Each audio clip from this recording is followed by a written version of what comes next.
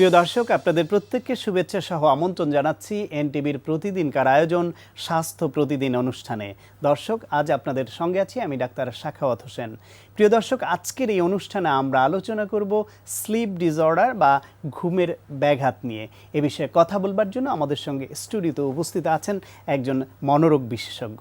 চলুন দর্শক, অনুষ্ঠানের শুরুতেই আমরা পরিচিত হয়ে নেই আমাদের আজকের অতিথির সঙ্গে। ডাক্তার ঝুনু শামসুন নাহার ১৯৫৬ সালের চট্টগ্রাম জেলায় জন্মগ্রহণ করেন। তিনি ১৯৮৩ সালে সোফিয়া মেডিকেল কলেজ থেকে এমবিবিএস ডিগ্রি অর্জন করেন।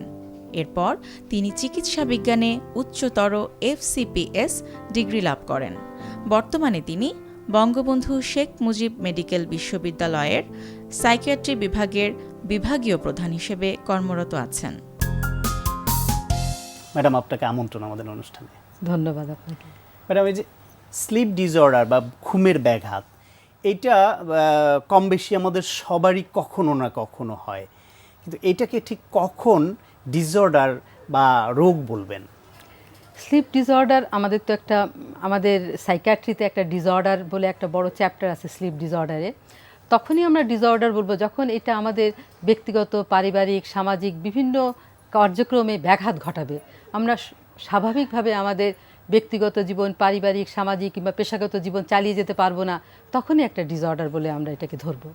ঘুমের কারণে পারছি না, যদি একটু উদাহরণ দেন। যে আমরা তো অনেক কারণেই পারি না, কিন্তু ঘুম হচ্ছে না ঠিক মতো, সেজন্য আমার কাজের ব্যাঘাত হচ্ছে, এটা কি ধরনের ব্যাঘাত ঘটে? ঘুম হচ্ছে না এটা বিভিন্ন অসুখে হয়ে থাকে। আমাদের বিভিন্ন গুরুতর মানসিক রোগ কিংবা লঘু মানসিক রোগেও কিন্তু ঘুমের ব্যাঘাত ঘটে, যেমন স্কিজোফ্রেনিয়া, ডিপ্রেশন কিংবা অ্যাংজাইটি ডিসঅর্ডার, সব কিছুতেই কিন্তু ঘুমের ব্যাঘাত ঘটে। সেই সাথে আরও আছে যে ইনসমনিয়া ডিসঅর্ডার, সেখানেও কিন্তু ঘুমের ব্যাঘাত ঘটে। আর আমরা জানি যে ঘুম কিন্তু আমাদের ফিজিক্যাল, মেন্টাল সব রেস্টোরেশন করে। আমাদের মেমোরি কিংবা কনসেন্ট্রেশন সব কিছু প্রিজার্ভ করতে ঘুমের একটা বড় ভূমিকা আছে।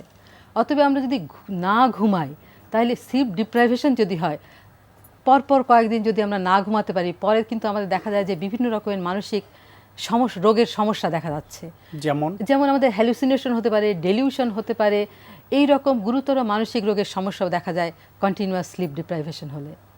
আমি আপনাদেরকে বলতে পারি যে আমরা যদি ইয়াবা মানে অ্যামফেটামিন দীর্ঘদিন সেবন করি, অ্যামফেটামিনে হয় কি আমাদের ঘুমের ব্যাঘাত ঘটে।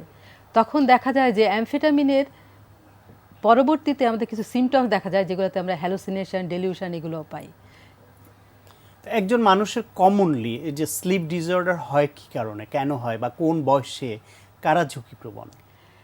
নর্মালি আমি দেখছি ইদানিংকালের, আমি কিছু ঘটনা আপনাকে বলি। ইদানিংকালে আমি দেখছি যে মানে আমাদের যারা টিনেজার কিংবা আর্লি অ্যাডাল্ট যারা, তারা দেখা যাচ্ছে যে রাত্রেবেলা ফেসবুক ব্রাউজ করে, ইন্টারনেট ব্রাউজ করে, কিংবা তাদের পড়াশোনাটা রাত্রেবেলা করে, রাত 12টার দিকে পড়তে বসে।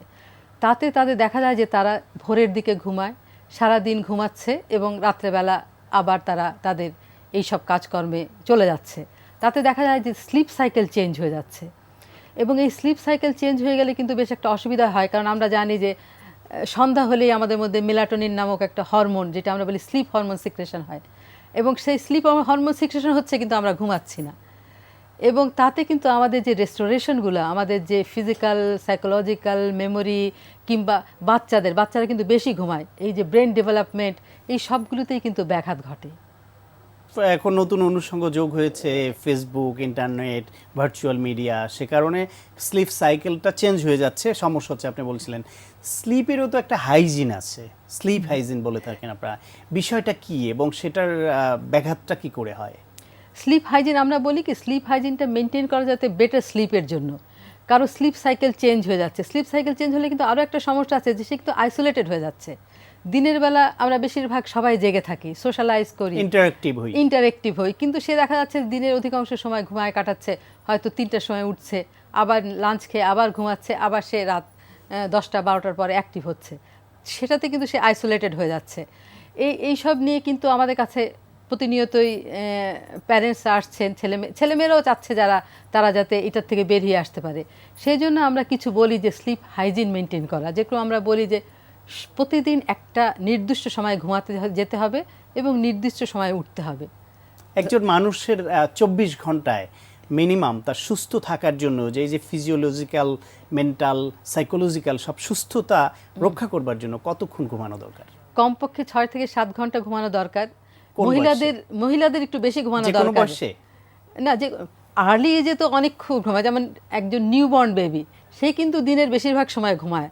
তারপরে 2 বছর 3 বছর বাচ্চারা কিন্তু বেশি ঘুমায় এবং তাদের কিন্তু ড্রিম বেশি হয়। সেই জন্য আমরা বলি যে এই যে আর্লি স্টেজে ব্রেন ডেভেলপমেন্টের জন্য ঘুম এবং ড্রিম অত্যন্ত প্রয়োজনীয় জিনিস। তারপরে আস্তে আস্তে অ্যাডাল্ট যখন হয় তখন আমরা বলি 6 থেকে 7 ঘন্টা ঘুমানোর দরকার। মেয়েদের ক্ষেত্রে আমরা বলি যে 1 ঘন্টা বেশি ঘুমানোর দরকার, বিকজ মেয়েরা মাল্টিটাস্কিং করে, পড়াশোনাও করে, চাকরি বাকরিও করে, বাচ্চা কাচ্চা সামলায়, কাজের বুয়া হ্যান্ডেল করে, ইত্যাদি। মানে ঘর এবং বাহির দুটোই সামলাতে হয়। এই জন্য দেখা গিয়েছে যে মেয়েদের 1 ঘন্টা ঘুম বেশি লাগে, অ্যাডাল্ট ছেলেদের চেয়ে অ্যাডাল্ট ফিমেলদের 1 ঘন্টা বেশি ঘুম লাগে।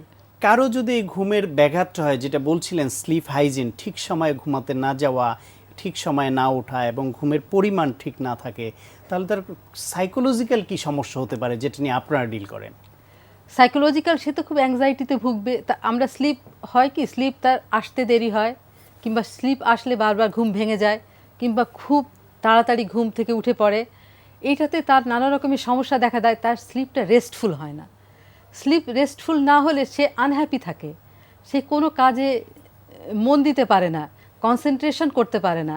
দেখা যায় যে সে তার স্কুল, কলেজ কিংবা পেশাগত জীবনে কিংবা ইন্টারপার্সোনাল রিলেশনশিপেও দেখা যাচ্ছে তার নানা রকমের সমস্যা হয়ে যাচ্ছে। কারণ আমি ইরিটেবল থাকছি, আমার ঘুম হচ্ছে না, আমার সবসময় মনে একটা যে আমার ঘুম হচ্ছে না, ইরিটেবল থেকে যাচ্ছে। সেই জন্য কিন্তু ইন্টারপার্সোনাল রিলেশনশিপও ব্যাঘাত ঘটে যায়। সেটা সমস্যা হচ্ছে সে তার কাজের সফলতার রেট কমে যাচ্ছে, ফলে ডিপ্রেশনে পড়ে যাচ্ছে, যে সিকুয়েলিগুলো একটার পর একটা এসে যায়। সাধারণত ঘুমের ব্যাঘাত ঘটলে, যখন আমরা ঘুমাতে পারি না, সমস্যা হচ্ছে কোনো রোগের কারণে হোক, কোনো দুশ্চিন্তার কারণে হোক, কিংবা আপনি যে কারণগুলি বললেন এর কারণে হোক, সাধারণত আমরা মেডিসিনের ডক্টরের কাছে যাই, কমন একটা বিষয়। এখানে সাইকিয়াট্রিস্টের রোলটা কি, আপনারা কি করেন? সাইকিয়াট্রি, আমি আগেই প্রথমেই বলেছি, আমাদের একটা চ্যাপ্টার আছে, বিশাল চ্যাপ্টার, স্লিপ ডিসঅর্ডার্স। হ্যাঁ, সেখানে প্রথম রোগটা হচ্ছে ইনসমনিয়া ডিসঅর্ডার, তারপরে আরও অনেক, যেমন ঘুমের মধ্যে হাঁটা, কিংবা নাইটমেয়ার, নাইট টেরর, কিংবা আরও অনেক রোগ আছে। হ্যাঁ, আমাদের এখানে আসলে আমরা একটা সুবিধা বলতে পারি, আমাদের যেমন একটা রিল্যাক্সেশন থেরাপি, যেটা ঘুমের জন্য খুবই ভালো কাজ করে। হ্যাঁ, সেটা ব্রিদিং রিল্যাক্সেশন কিংবা প্রোগ্রেসিভ মাস্কুলার রিল্যাক্সেশন কিংবা ইমেজারি দিয়ে যেটাই হোক, আমরা রিল্যাক্স করাই প্রথমে পেশেন্টকে। তারপরে পেশেন্টকে আমরা ঘুমানোর কিছু নিয়ম বলে দিই যে বিছানা শুধু ঘুমানোর জন্য, সেটা ইন্টারনেট ব্রাউজ করা কিংবা টিভি দেখার জন্য না। ঘুম যদি নাও হয়, পরদিন নিজের কাজ ঠিকঠাক মতো করার জন্য আমরা বলি। ডে টাইম ন্যাপ নেওয়ার কথা আমরা বলি, যে এটা যাতে না নেয়, কিংবা নিলেও বিকাল 3টা থেকে 4টার মধ্যে খুব অল্প সময়ের জন্য যেন নেয়। কিংবা আমরা এটাও বলি যে ঘুমের সময় আমাদের বডি টেম্পারেচার কমে যায়, আমরা বলি ঘুমের 20 মিনিট আগে যদি একটা হট বাথ নেয়, কিংবা 2-3 ঘন্টা আগে যদি এক্সারসাইজ করে বডি টেম্পারেচার বাড়ায়, তাহলে ঘুমটা ভালো হতে পারে। এই ধরনের নানা কিছু জিনিসপত্র আমরা বলি, কিছু খাওয়া বারণ করে দিই, যেমন সন্ধ্যার পরে চা, কফি, কোক, চকলেট এগুলা যাতে না খায়, এগুলা কিন্তু ঘুমের ব্যাঘাত করে। নিকোটিন, অ্যালকোহল এগুলো যাতে না খায় সন্ধ্যার পরে, সেটাও আমরা বলে দিই। এবং আমরা বলি যে ঘুম জানি এফর্টলেস হয়। আমার কাজ শেষ হয়ে গেছে, আজকের কাজ, আমি আজকে ঘুমাবো, আমার দুশ্চিন্তা করা কিংবা অন্য কিছু করার দিন আগামীকাল পুরো দিন পড়ে আছে। এইভাবে যদি আমরা নিজেকে কন্ডিশন করতে পারি, আমি বিছানায় যাব, ঘুমাবো। দুশ্চিন্তাটা রুটিনের মধ্যে আনা কি সম্ভব? চেষ্টা করলে বোধহয় পারা যায়, মানুষের মধ্যে তো অপার শক্তি, চেষ্টা করলে বোধহয় পারা যায়। কারণ আমাদের দৈনন্দিন জীবনে তো স্ট্রেস লেগেই আছে। আমি জানি সকাল হলেই ট্রাফিক জ্যাম ঠেলতে হবে, অফিসে গিয়ে এই কাজ করতে হবে, বসের বকুনি খেতে হবে, অনেক কিছুই তো আছে, তাই না? কিন্তু আমরা তো জানি ঘুমের সময় এটা আমাদের, যদি আমরা এটা বাদ দিতে পারি, তাহলে আমাদের একটা রেস্টফুল স্লিপ হবে। পরের দিন আমরা ওই সমস্যাগুলা ট্যাকেল করব, সলভ করার চেষ্টা করব। আপনারা যে কাউন্সিলিং করেন বা লাইফস্টাইল মডিফিকেশন, যেটার পরামর্শ দেন, এটা খুবই ভালো, গুরুত্বপূর্ণ। এটা করার পরেও কারো হলো না, তখন তো আপনার মেডিকেশনে যেতে হয়। ঘুমের ওষুধের একটা সমস্যা অনেকে শুনতে পাই, যে অনেকদিন ঘুমের ওষুধ খেয়ে ঘুমালে পরে ঘুমের ওষুধ না খেলে আর ঘুম হয় না। এই যে ডিপেন্ডেন্সি, সেটার বিষয়ে করণীয় কি? আমাদের বেশিরভাগ ঘুমের ওষুধই কিন্তু হ্যাবিট ফর্ম করে, এটা যেটা আপনি বললেন সেটা সত্যি। কিন্তু ইদানিং কিছু কিছু ওষুধ এসেছে যেগুলো আমরা বলি যে হয়তো সেই জলপিডিয়াম গ্রুপের ওষুধ এগুলো আমরা বলি যে 1 বছর পর্যন্ত খেতে পারে, সেখানে আমাদের সেই রকমভাবে ডিপেন্ডেন্সি আসে না। তারপরেও ঘুমের ওষুধ যাতে যতটা কম খেতে হয়, যদি গুরুতর মানসিক অসুস্থতা হয় তখন তো আমরা যা ওষুধ দিই সেই ওষুধে তো আমাদের মানে দিতেই হবে। তারপরেও আমরা ওই ওষুধগুলোর পরিবর্তে কিছু কিছু লো ডোজে অ্যান্টিডিপ্রেসেন্ট দিতে পারি ঘুমের জন্য, কিংবা অন্য ওষুধ যেগুলোতে ডিপেন্ডেন্সি কম করে সেগুলো আমরা দিতে পারি। কিন্তু তারপরেও আমি বলবো যে ওষুধ না খেয়ে ঘুমাতে পারাটাই সবচেয়ে আমাদের বাঞ্ছনীয় হবে এবং আমরা সেইটাই চাই। সেই জন্যই আমাদের লাইফস্টাইল চেঞ্জ করা, স্লিপ হাইজিন মেনটেন করা, স্লিপের একটা ডায়েরি রাখা, এগুলো আমরা এডুকেট করি আমাদের ক্লায়েন্টদেরকে। আপনাকে অনেক ধন্যবাদ ম্যাডাম, আমরা অনেক প্রয়োজনীয় পরামর্শ জানলাম। ধন্যবাদ আপনাকে। প্রিয় দর্শক, আমরা শুনছিলাম স্লিপ ডিসঅর্ডার নিয়ে অত্যন্ত প্রয়োজনীয় একটি আলোচনা। আশা করি আপনাদের কাজে লেগেছে। আজকে ফ্লেক্স ব্যান্ড দিয়ে আমরা আরেকটা ব্যায়াম দেখব, যেটা শিশুদের ফ্লেক্সিবিলিটি প্লাস কোর মাসলটা স্ট্রং করতে হেল্প করবে। অনেক সময় দেখা যায় যে বাচ্চাদের অনেক বসে থাকার কারণে, বসে বসে পড়াশোনা বা বসে বসে কাজ করার কারণে তাদের ভেতরে ফ্লেক্সিবিলিটিটা গ্রো করে না বা বন্ধ হয়ে যায়। ফ্লেক্সিবল শরীর না হলে পরে যেটা আমরা বলেছি যে তাতে কিন্তু তার গ্রোথটা বাধাপ্রাপ্ত হয়, তার প্রপারলি তার হাইট ইনক্রিজের ব্যাপারটা ঠিকমতো হয় না।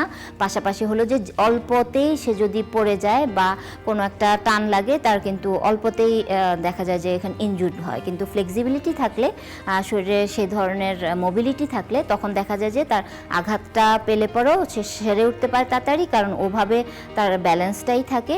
এবং খুব বেশি স্ট্রেচ কোনো কিছু হলে বা পড়ে গিয়ে পা ছড়িয়ে গেলে বা ও ধরনের হলে সে এটা থেকে উঠে রিকভার করে আসতে পারে। কিন্তু খুব রিজিড বডি হয়ে গেলে দেখা যায় যে তখন তার আঘাতটা অনেক দিন থাকে এবং ইনজুরির কারণে তার পড়াশোনা হোক, খেলাধুলা হোক, সব কিছুই ক্ষতিগ্রস্ত হয়। তো আমরা আজকে দেখব যে কিভাবে ব্যান্ডের মাধ্যমে ফ্লেক্সিবিলিটির পাশাপাশি সে তার পেটের গঠনটাও তৈরি করতে পারে। তো আমরা এখানে 3 ধরনের ব্যান্ড আছে। আমরা বলেছি যে সফট, মিডিয়াম বা হার্ড। আপনি আপনার হাইট এবং লেংথেরও ব্যাপার থাকে, অনেকগুলো মিডিয়াম হাইট এবং অনেকগুলো অনেক লম্বা। তো নিজের শিশুর হাইট অনুযায়ী আপনাকে ব্যান্ডটা চুজ করে নিতে হবে। ওকে, আমাকে এখানে হেল্প করবে লিও। দেন ফাইন, লিও স্টার্ট করো।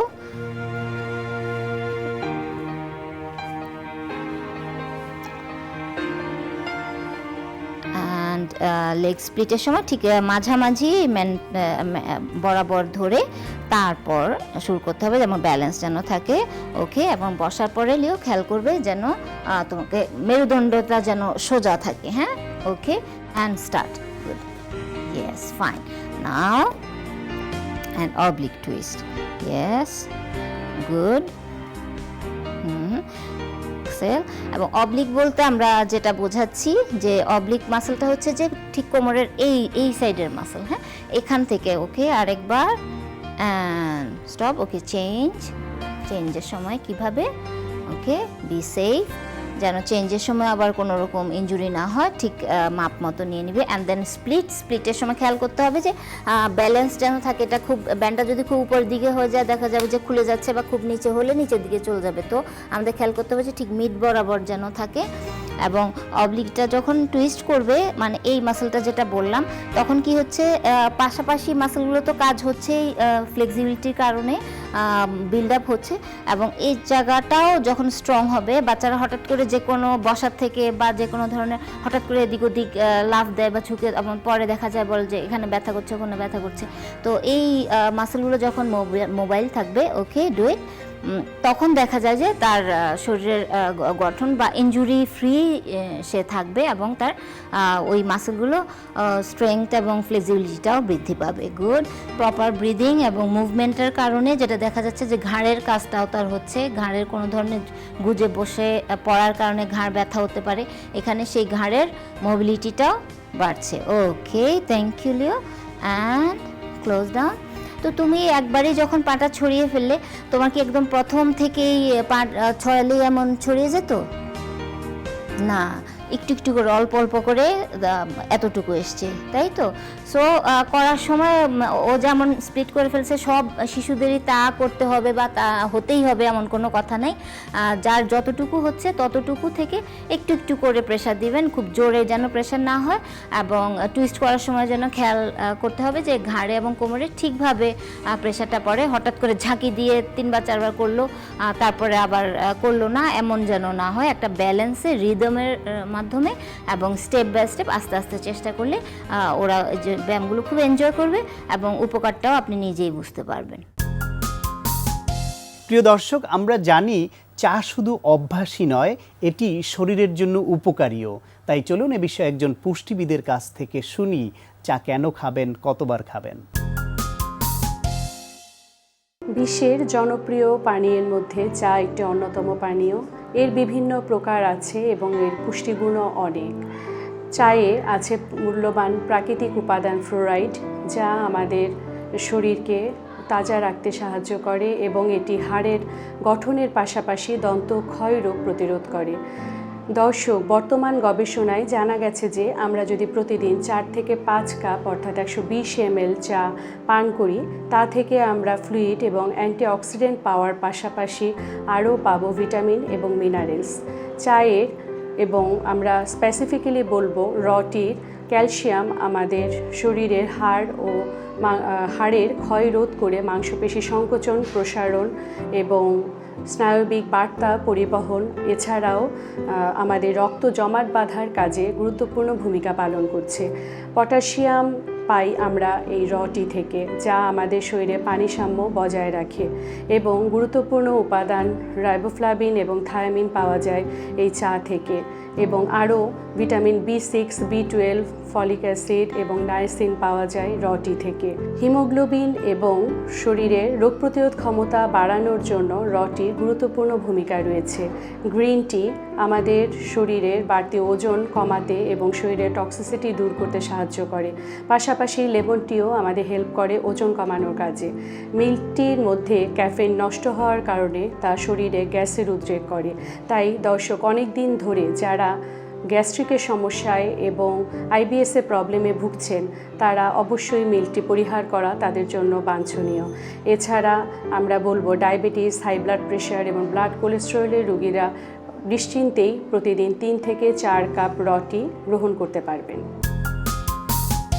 প্রিয় দর্শক, এখন আপনাদের জন্য রয়েছে স্বাস্থ্য প্রতিদিন আজকের হেলথ টিপস। অতিরিক্ত শব্দ হার্টের রোগ থেকে শুরু করে নানা রোগের কারণ হতে পারে, তাই আপনার গাড়ির হর্ন অহেতুক বাজানো থেকে বিরত থাকুন।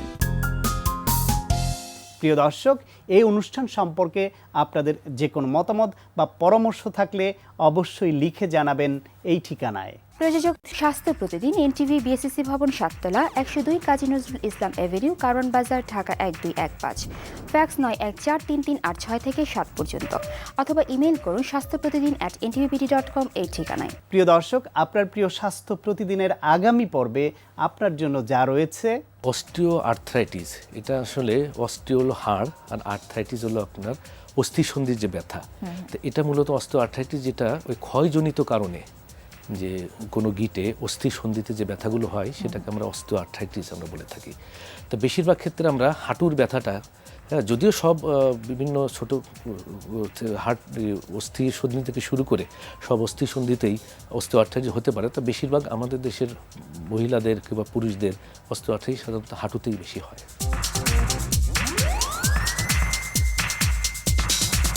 প্রিয় দর্শক, বিশ্বের যে কোনো প্রান্ত থেকে যে কোনো সময় এনটিভিতে সম্প্রচারিত আপনার প্রিয় স্বাস্থ্য প্রতিদিন অনুষ্ঠান দেখার জন্য ভিজিট করুন আমাদের পূর্ণাঙ্গ ওয়েব পোর্টাল www.ntvbd.com।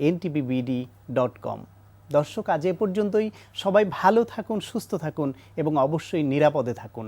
দেখা হবে আগামীকাল ঠিক একই সময়ে নতুন কোনো অতিথি নিয়ে।